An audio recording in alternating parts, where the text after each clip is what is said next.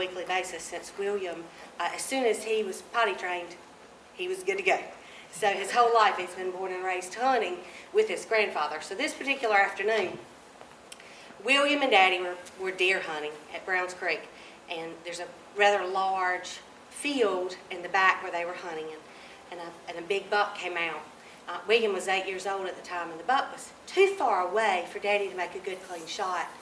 And William is begging his papa at this point, shoot him, Papa, shoot him, Papa. And Daddy said, boy, he's too far away, we'll never hit him. Well, William's begging got the best of his granddaddy, and so he pulled the trigger, bam, and he misses. He pulls the trigger again, bam, and he misses. Well, third time's a charm. When he pulled the trigger the third time, down the deer went. Well, I'm going to quote William with the rest of this story. William looks at his grandfather and says, as William tells me, that he said, Mama, when the gun stopped smoking, I looked at Papa and said, no wonder they call you a legend. So with that being said, it's my pleasure to introduce to you the shootingest gentleman, Mike Thomas. I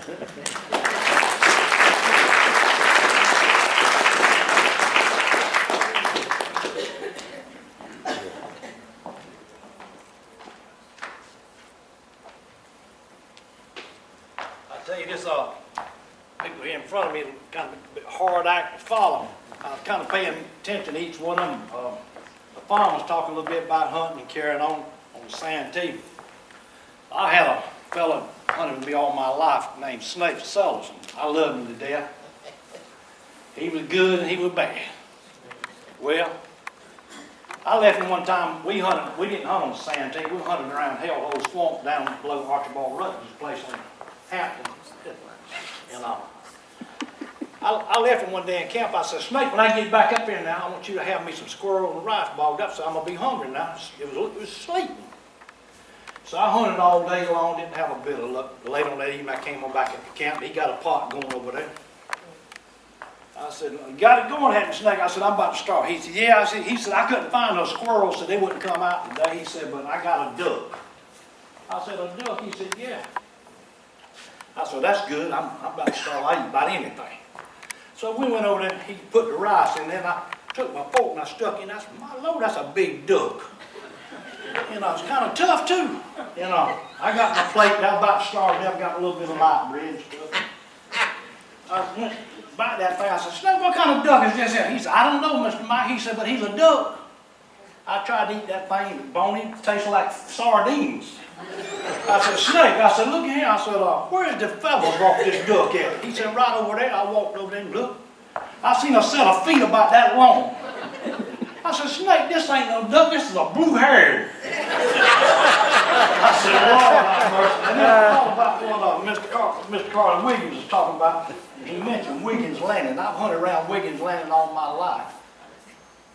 And I was at Wiggins Landing one time. I don't want to tell this, but many years ago, in my youth, I used to hunt in the river a lot, deer hunt. Me and Bubba Manning were down there. I had an old 1873 salvage lever action rifle, still on the rifle. 2 deer came in the river, and I ran up there and I shot both of them. By that time I saw this motorboat come, woo, flying up to me. Bubba said, that's the game warden. I said, oh, that ain't no game warden. Well, it wound up being old man Will Harris, 2 boys down in PD. Old man Will Harris had their own boat landing on PD. He had a boy named Johnny and one named William. And William looked at me and said, my Lord, look at me like you wouldn't let me have one of them. Well, hell, they were right down there and we saw the deer come in. I just beat them to it. Talking about Mason Lee. I've been around where Mason Lee lived all my life. I got a pipe, an old clay pipe that came from around where Mason Lee's house was. I think it probably belonged to him. Mason Lee was a very superstitious man. He took a trip one time to Rockingham, North Carolina on a train. Got up above Cheraw, reached up and caught the cord, stopped the train. Man, I said, what you doing? He said, you see that blackbird flew in front of this train? He said, that told me right then I stop, let me off. So he got off and walked back, not to Brownsville, but to Bristol, where Mason Lee mostly came from. But I was thinking about Calvin Thomas up here talking about the funeral home business. He needed some business, his friends I used to play poker with a man named Buckingham Davis, a real wealthy man down in Centenary. Had a boy named St. Clair Davis. I believe went to school with Tommy Perry about a lot of him at the Citadel. St. Clair Davis. Mr. Buckingham told me one time about the poker, he said, Mike, I come up on this bad wreck down at Gresham. Said it was a terrible wreck. He said, I got to look and said that ship, Jackson funeral home by the Marion was over there. Said there was a man walking around with a tooth. He said they had something, said he was beating something over there. I said, Mr. Buckingham, I said, what was he beating? He said, I got in the car and walked up and looked and said he was beating a man across the head. He said, I said, what you doing, Mr. Jackson? He said, my Lord, he said, the man gonna die anyway, so I need some business. Said, he ain't gonna make it. But I'm gonna get on back to tell you the story. I seen my buddy Carl Moody out here today. Carl came all the way up from the Clemensville to hear me speaking, so I know y'all all know Jack Scott from Lakeview. Jack Scott told me one time, said the first time he ever saw Carl Moody was down in Cherry Grove behind Pat Harold's on a Sunday afternoon. He said there was a crowd in a big circle. They had this short fellow in the middle. And they was circling around him like the Indians circling around him. Said the fellow was whacking at him or something. He said, he went over and looked, he said, what is going on right here? Who is that fellow in the middle of that crowd? They said, oh, that's Carl Moody. He said, he's got that Lenore Ryan football team stirred up. They trying to whip him out there. They holding him off with that dollar barley, whacking at him. But I want to talk about some local people I grew up with here in Latta. I want to tell y'all about some people I grew up with as a child. Bubba Man and I across the 301 didn't have a red light up there, and Mr. Clancy Moore used to stop the traffic coming along there. And one day, it must have been about the second, third grade, and he stopped this car, and the car ran by, went by and stopped over here, right in front of me and Bubba. Mr. Clancy got back that car up. So the fellow backed the car up. When he backed up, he ran across Mr. Clancy's toe. Boy, that made Mr. Clancy hot. He carried old blackjack in his back pocket. He eased up the car. He said, hey, fella. I said, where you from? The fella said, Cincinnati. When he did, Mr. Clancy busted him upside the head. Don't lie to me. I see them Ohio license plates on his car. Well, back during that time, there were 3 men in the town of Latta that you didn't mess with. That was Clyde Tart, Henry Allen, and Jim McCutcheon. That was 3 men you didn't mess with. You shied around them because they just didn't take no nonsense. Well, get back to the story. On Main Street, Latta, Mr. Izzy Cohen worked out there for a fellow named Bertram Bloom. And one of the Johnson fellows from Temple Seal went by there one time. He bought him a suit, Mr. Izzy. And he said, well, being I'm in town, I'll put the suit on. Well, he was riding on the back of a pickup truck. It was a Johnson fellow out there next to Zion, between Zion and Temple Seal. Probably some of my blood kin. But anyway, he got on the back of the truck, they went on home, and in the meantime, a big storm come up before he got home. By the time he got home, his coat was up around his elbow there, the breeches was up around his knees.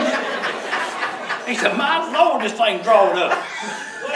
So he said to himself, he said, well, I ain't going back to town. Wait, pull those pants up again. He said, a George Bush pants.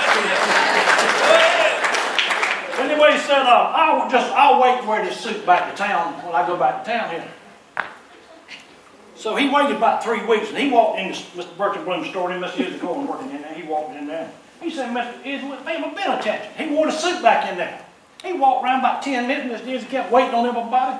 And finally, he went over to Mr. Izzy and said, Mr. Izzy, said, I need to talk to you. Said, Mr. Izzy turned back and looked at him and said, my Lord, said, you grown so much I hardly recognize you. Said he had a bunch of, well, I remember the child had a bunch of coats out on the street and hangers. Well, every dog went by and marked them coats. By then, every dog in line run loose. Lady come by there one day, she said, let me try on one of these coats, Mr. Cohen. So she put the coat, she said, Mr. Cohen, Lord, this thing smells bad.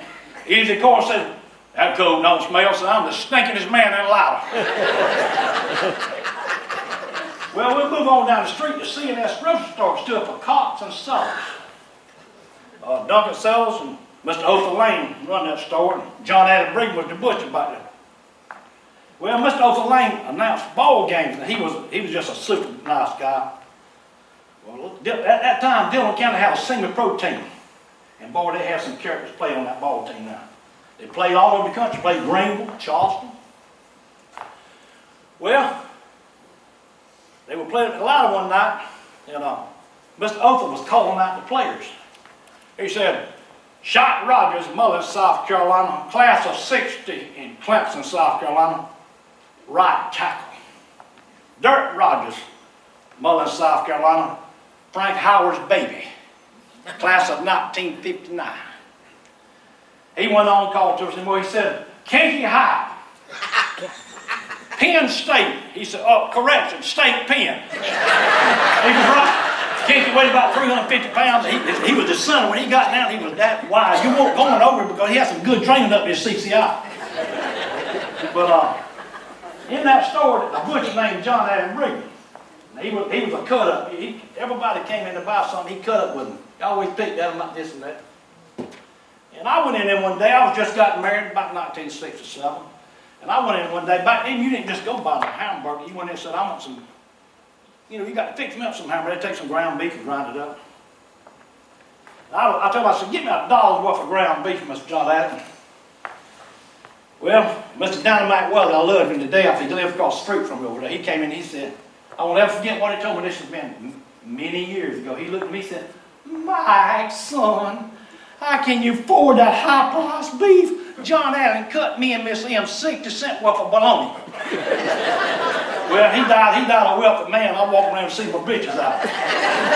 Well, getting back to the store, I was in there and here come this fellow by the name of Benny Hewitt. He was the Latta exterminator. He went under people's houses and worked on the termites and the cockroaches and mice, whatever. And he had a set of glasses that looked like the bottom of RC Cola bottles. They were very thick. And John Allen loved to pick on him. And John Allen asked him one day, said, Benny, said, you got that house full of young'uns up there. Said, said, me and Miss Alma, said, we've been trying to have children all these years. Said, we can't get none. Said, tell me how you get all them children. Benny said, I'll tell you what. So you go home this afternoon and you tell Miss Alma to take a nice bath, put on some nice perfume, get her best negligee, put it on. And said, now you get in the car, you ride the Dillon to the theater, and so you tell Miss Alma to open that window and say, hey, Benny!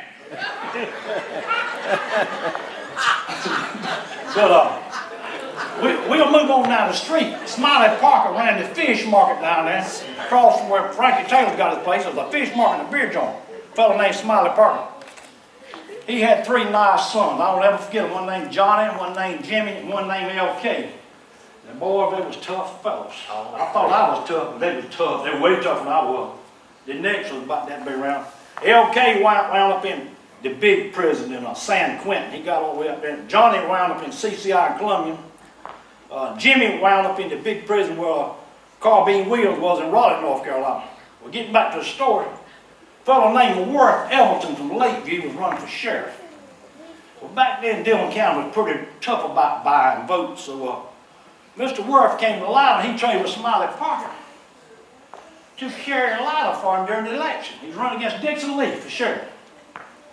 Smiley told him, oh yeah, I'll get you. You can carry Latta. You just go ahead and rest. You've got Latta. I will see that you have the town of Latta. He said, give me $200 and 4 cases of half pints of liquor. Said, I'll carry Latta for you. So anyway, the election got over with that night, and Worth Everton received 47 votes in the entire Dillon County. Well, the next day, now, y'all don't know, some of y'all may know who Worth Everton was, but he was a right tough character. He ran a beer joint out on number 9 going to the lake, a 2-story beer joint.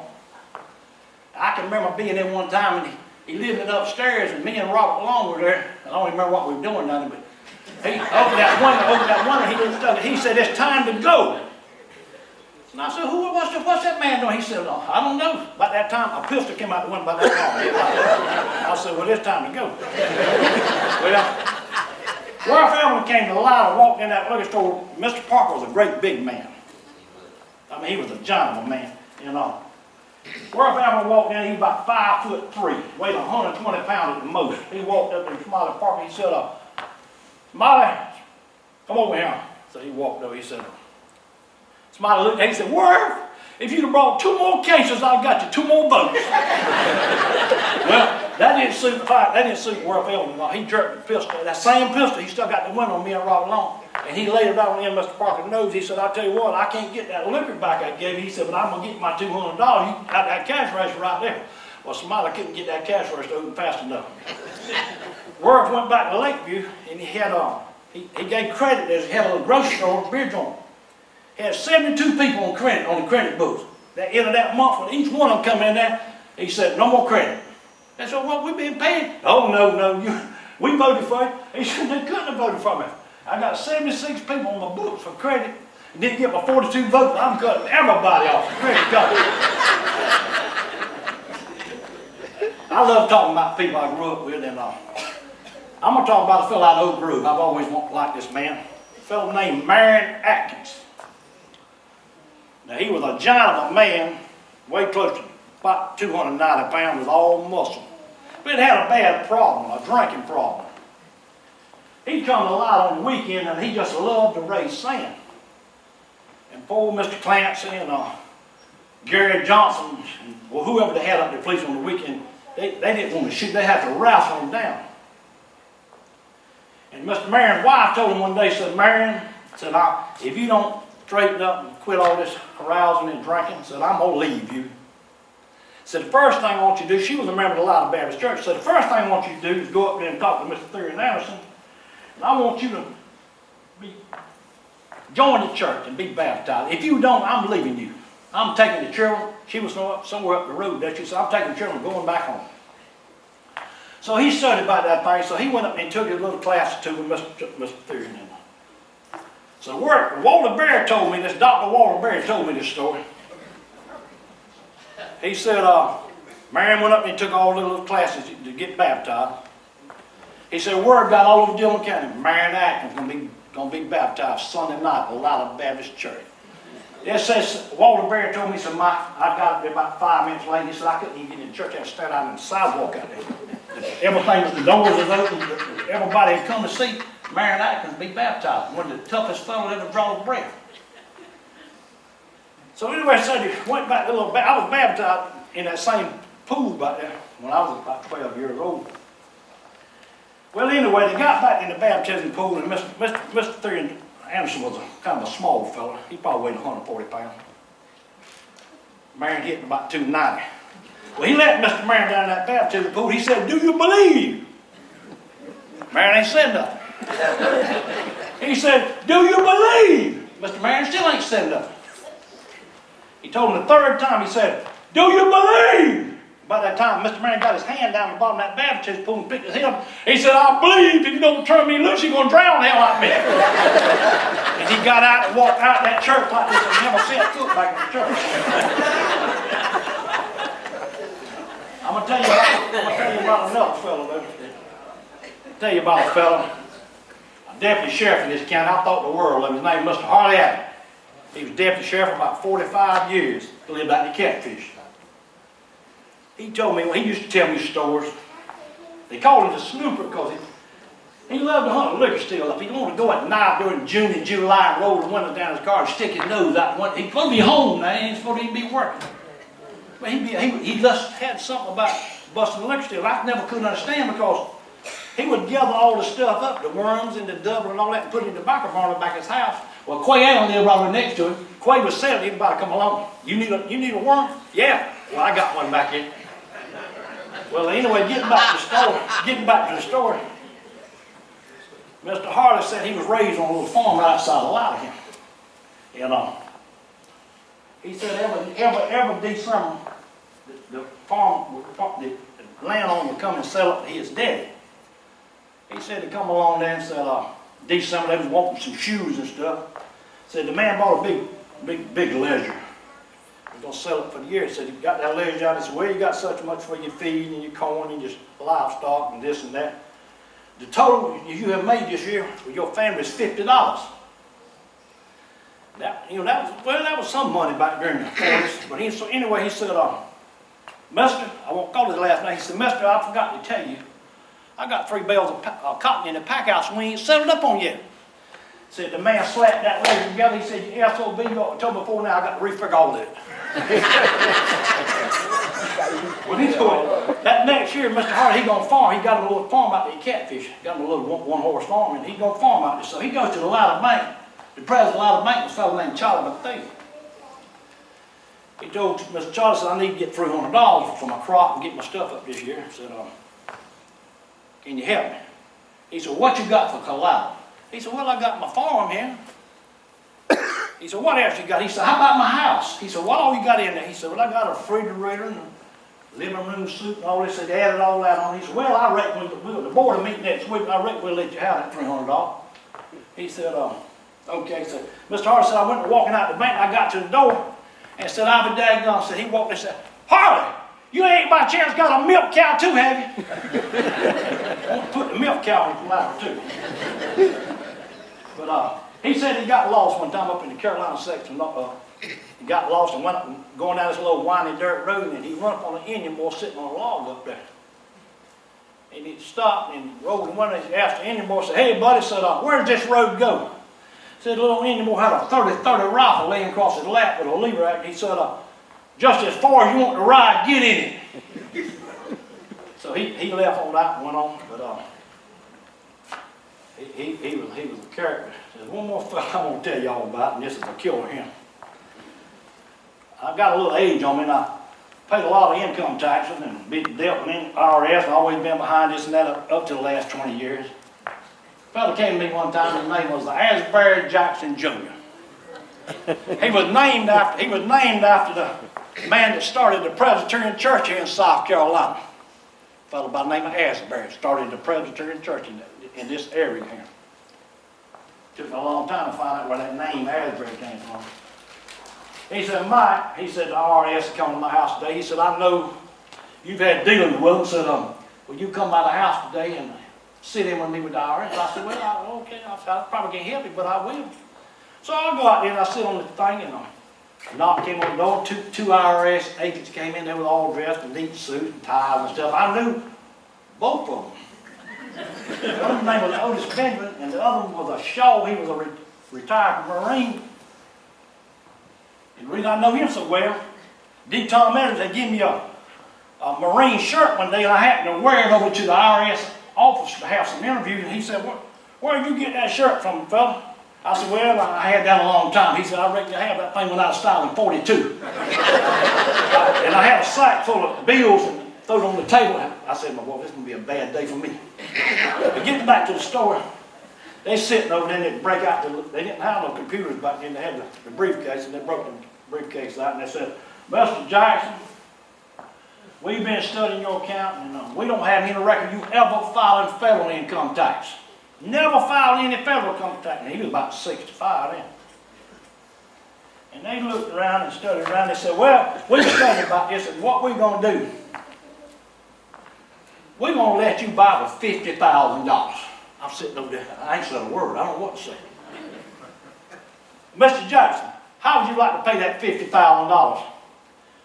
He ain't broke a smile. He looked right at the man. He said, what about $5 a week? And they said, what'd you say? What about $5 a week? I had to grab my leg and pinch hard to keep from busting out laughing. I thought to myself, the next time I go to the IRS, I'd rather have you and any CPA in this area. I'm messing up CPA or whatever. I need Junior Jackson to be with me in a tax man. They went out the door. I thought, hey, fellas, y'all better take that file off. We can't get nothing else. This house is rented. That truck belongs to somebody else. He ain't got no bank account. But my time about up. Okay, I got one more little thing I'd like to tell you. Long time ago, I hear y'all boys talking about hunting on the Santee, this and that. I spent a many a night down in Charleston in Francis Marion. I had a fellow I loved to death, Snake Sellers. He and I were hunting one time I was living in Trace Helen. I was about 16, 17 years old. I was living in Trace Helen. We were hunting up in in Marlboro, down on a place called Bird's Island. Well, went up the river there. We put in that cash with ferry and went up the river. And I saw a hog on the bank over there. This is about 1962 or 1963. Well, you just didn't see a hog on the bank. I told Snake, I said, let's get that hog. So we went over there and I shot the hog. We grabbed him and drug him down there. Another one shot up the bank. Snake said, had me one. I said, well, let's get him. So we took it, went up the hill and went running down through the woods. A few minutes I heard something slapping together like that right there. Went out in the clearing, I looked over there. The hog was eating in a feeder. They had an automatic feeder. The hog was flipping that lid up. The lid was going. I said, Snake, I said, these are tame hogs. We got to leave from him.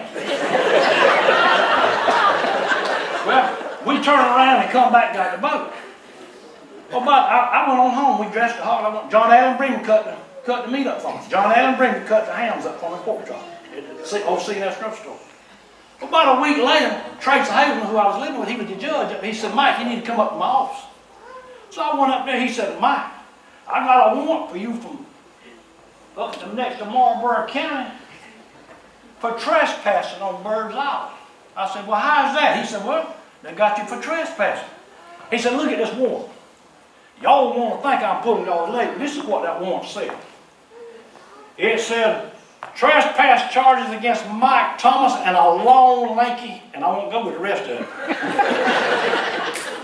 Well, trying to find out how they got me was, I had left a letter on the dash of my truck there, had my name and address in it, and they got in and they saw my man Snake. I said, Judge, I said, we can work this out. He said, that's probably going to cost you $100. And boy, that was like $1,000 now. I said, Judge, you ain't going to charge me. I'm your brother-in-law. He said, Mike, I got to make an example out of you. People are going to be looking at me. You got to pay this. You going to have to. He said, how you plead? I said, not guilty. He said, you want a jury trial? You want to make me drop a jury trial? I said, I most certainly am. I said, I ain't paying no $100. So anyway, I thought to myself, this will play out, you know. He'll give in and he'll work out something for me. The old game warden name was Gil Newton. He was a nice fellow. He believed in supporting the law. Well, that's right. But anyway, I was working every day with Trace on the farm. I'd come home from school, get in the truck, go to, he had a Lamar Watson place up there. I'd go work on the Timber Hill. I'd go to Oak Grove, work that farm every day to dark. Loved the man to death. Well, he said, well, we're going to have a trial Thursday night at 7 o'clock. Be up at my office. I said, you all going through with this? He said, yeah, I'm going through with this. I said, I said, I'm your brother-in-law. He said, I don't care. He said, people are looking at me, I got to make an example of you. So I said, well, I'll be up there. I said, you go ahead and get the jury. He drew up 6 people. Well, I ain't on it about 30 minutes before jury trial. Well, no, I believe you'd already drawn the jury. I could see the game board. I think Tom Barry Rogers was up there with old man Gil Newton. And he said, I said, Judge, I said, can I see you out here? Out on the street out here in front of his office right on Main Street. He said, yeah. I said, Judge, if you charge me, I'm going to tell it. He said, you going to tell what? I said, you remember them pork chops we had Saturday night at the house? I said, where you think it come from? I said, you eat part of the evidence. He said, you ain't going to tell. I said, just as sure as I'm standing here, you going to charge me $100? I'm telling where them pork chops come from. He said, wait a minute, let's see him work this out. He went back in there. I didn't know that deal with him. He come out and said, Mike, would you be willing to pay $20? I said, yeah, I'll pay $20. I appreciate y'all listening to me. I can talk to you right now. Stay right there, Mike. Stay right there. Mike, thank you for coming, ladies and gentlemen. Thank you for our speakers tonight, James, LaFon, Kevin, Carly. I think we could sit here and debate all night long. We had the best stories, but I don't think there's any doubt who had the best socks, right? That's got it. Don't forget, we've got the Latta Community Singers Friday. What time, Cindy? 7 o'clock right here. Hope to see you there. And once again, thank you to our guests. Let's give them a nice round of applause.